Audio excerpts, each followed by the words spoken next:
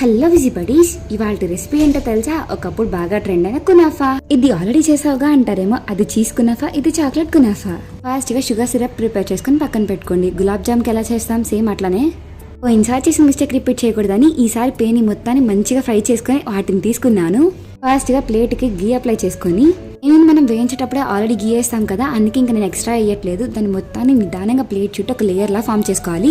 Next మన cheesy filling ఉంది చూడండి, అది నీట్ గా ఒక లేయర్ లా వేసేసుకున్నాక చీజ్ స్లైసెస్ పెట్టుకోవాలి. నేను Hershey's the dark chocolate use చేశాను. నేను తీసినప్పటికీ అది మెల్ట్ అయిపోయింది.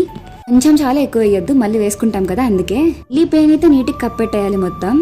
నెక్స్ట్ పాన్ లో మళ్ళీ నీట్ గా గీ మొత్తం అప్లై చేసుకోండి. నీట్ గా స్ప్రెడ్ చేసుకోండి. జాగ్రత్తగా ఆ ప్లేట్ ఇందులోకి తిప్పుకొని బోర్లు వేసుకోండి. నిదానంగా తీయండి.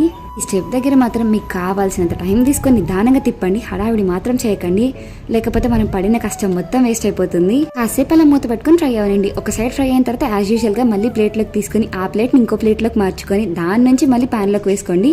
ఈసారి కొంచెం షేప్ అవుట్ అయింది, ఏం పర్లేదు, కొంచెం సర్దేద్దాం.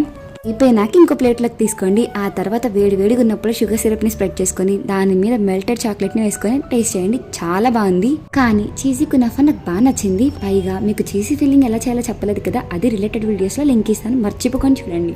ఇప్పుడు దాకా చూసారు కదా, మర్చిపోకొని సబ్స్క్రైబ్ చేసుకోవచ్చు కదా.